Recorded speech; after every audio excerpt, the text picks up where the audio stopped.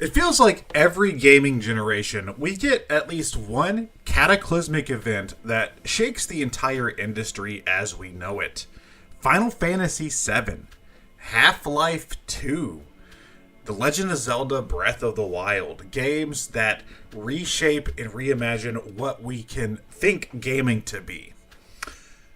And I think we just found the next one. This is Gex Trilogy. It all started so simply. I had just finished my usual morning routine of nude funkercise, fired up the Barca-Lounger, grabbed a quick bite to eat, and prepared to watch some serious tubes. Little did I know, my snack was sent by Rez.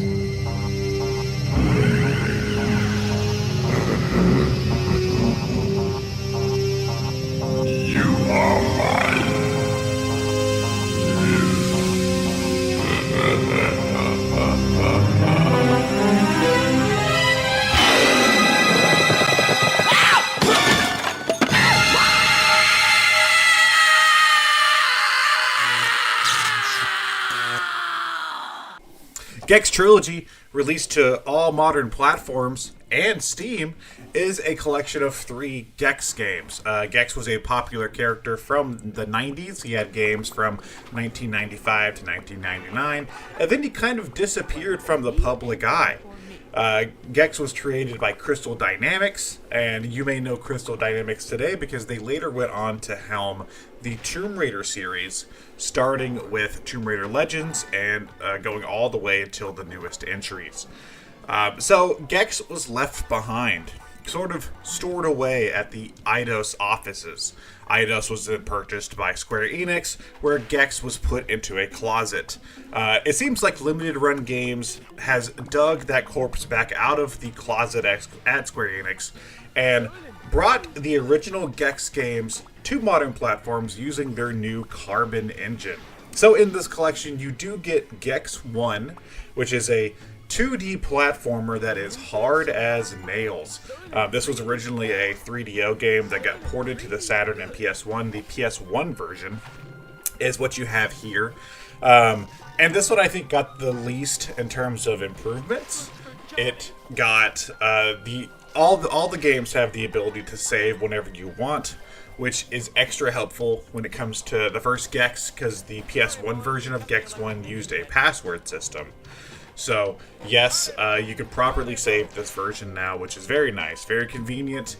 Also, there is a rewind feature, which I think is really helpful for the first Gex, because the first Gex is good. It is a 2D platformer where you're sucked into a TV and you're going through different channels. And in each level, not only do you want to make it to the end of the stage, but you want to find a TV remote. And it can be very hard, especially near the end of the game. And I find it to be very frustrating at points whenever I get to the end of a level that was very hard and then realize I never picked up the damn remote. So rewinding is actually quite helpful in Gex 1. It's the only one of this trilogy that I actually did take advantage of that new feature. There are borders to put up around the game. This game is not full screen. The aspect ratio does not fit a modern display, but that's fine. I think the game still looks good, and the game is still a lot of fun.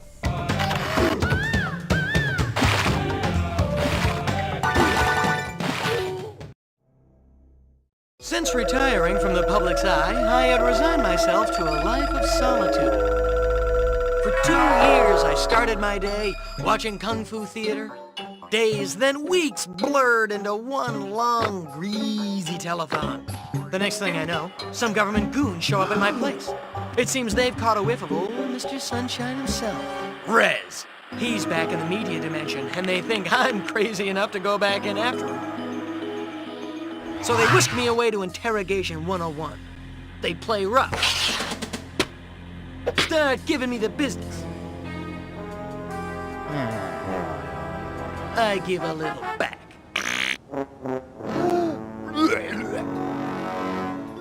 So we negotiate a little something to cover my expenses. They throw in one of those secret agent suits, and I tell them we got a deal. Looks like I'm headed back into the media dimension. It's gonna be deja ouch all over again.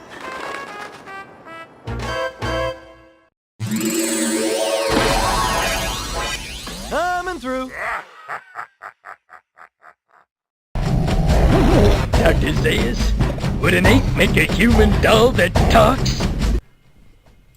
Gex 2, Enter the Gecko, is the first 3D game in the franchise, and I think it's the most iconic one. It's the one that people seem to reference the most.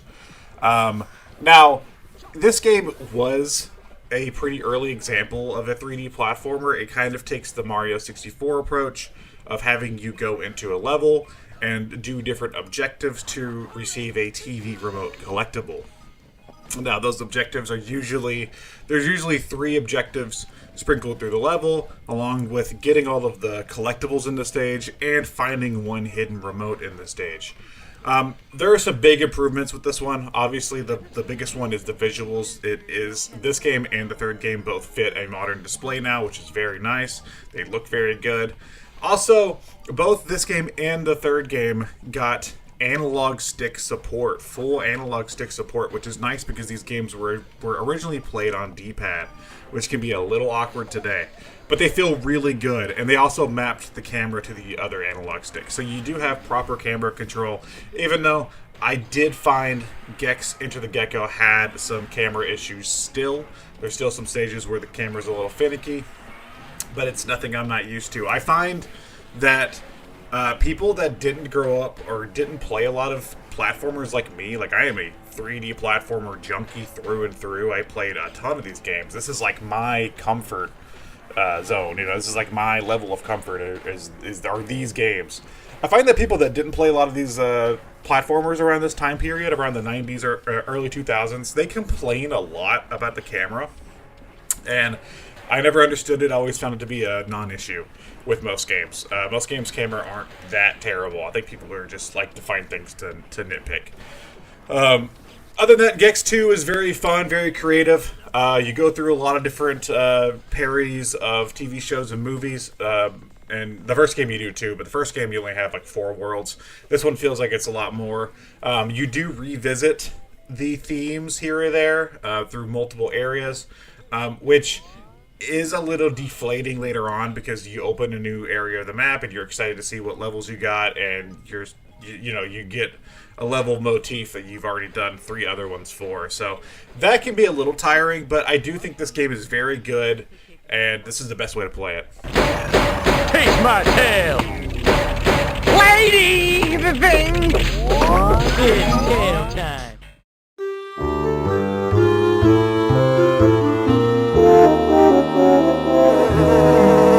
And that's how the mayor got his pants back. What's this? Ladies and gentlemen, I've just been handed some late-breaking news. Special Agent Extra, head of the TV Terrorist Defense Unit, and star of many of my private dreams, is apparently missing. Jerry Springer! Agent Extra was last seen wearing 8-inch pumps and a red bathing suit. Her current whereabouts are unknown. Gex! Agent Extra? You poor kidnapped minx. Hey, Tiger. Guess where I am? Trapped in the media dimension. Rez is back, and he's kidnapped me to get to you. He's attacking your secret island cave. Hey, speaking of secrets, you want to see my... Gex, quit clowning around and get me out of here. This place is giving me the creeps. Just dial me in. You are now being so connected, baby. Gex, listen up. Keep your watch on at all times so I can call you. Meanwhile, get me out of here. I need you. Yeah, you and every other beautiful government agent trapped in a TV set. I'm on my way. Slamil, Slamasa, what's the memory cord for me? Hey, that tingles. Let's get ready for the ultimate gecko weapon, baby, yeah!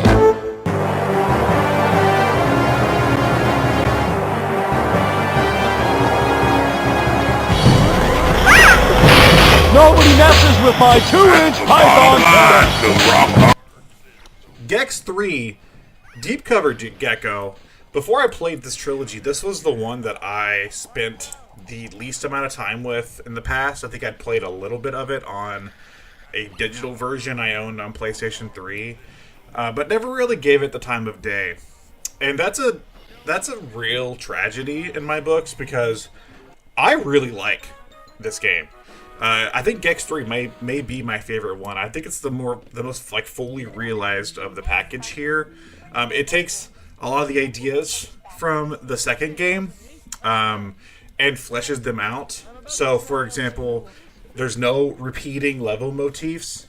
Each level is unique and also is much bigger in scope. And the level themes are very creative in this game.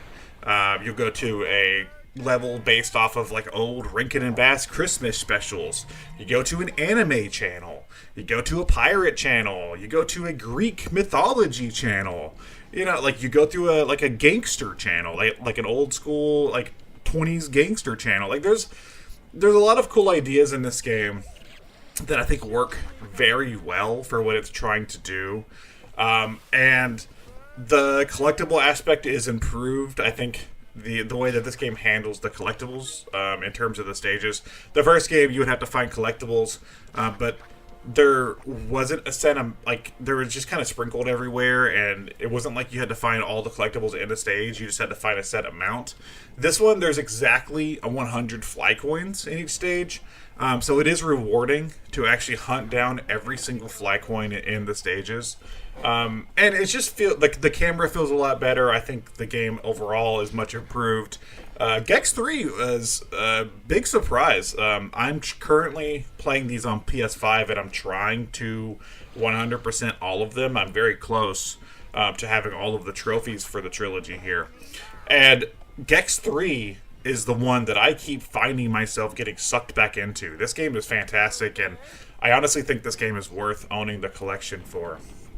Now, I won't show any of it here, but the collection does have some cool little extras, some interviews with the voice actor Dana Gould, some other like ads and artwork and trailers and stuff, some cut footage from the Gex Junior beta. You get to see some of that. Kind of sad that wasn't playable, but it is cool.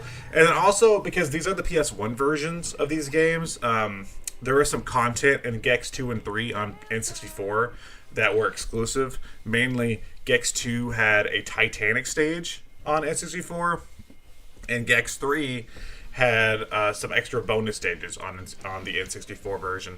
They didn't include those either, but they did include videos to show you what those looked like, so that was nice. And also, something that they're adding, I don't know if it's in by time this video releases, but they are adding the UK voice acting as an option. So if you want to hear the UK version of Gex, which has different voice actors per game, you can do that.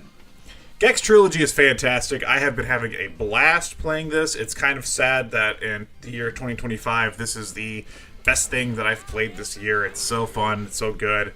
It's been fun revisiting an era of gaming that I truly miss. And if you were like me and this was your favorite time to play video games was in the late 90s, early 2000s, Gex Trilogy is a very fun game, a very fun package, and especially if you've never played these before. The references are outdated, but sometimes I think that makes them funnier. Gex Trilogy, Game of the Year 2025. Nada. Get your baby. Nada. This is for Mr. Sinatra.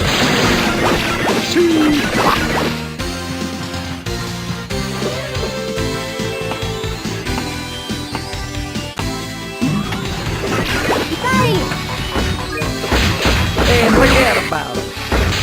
Gotta love the Nada. Nada. Nada.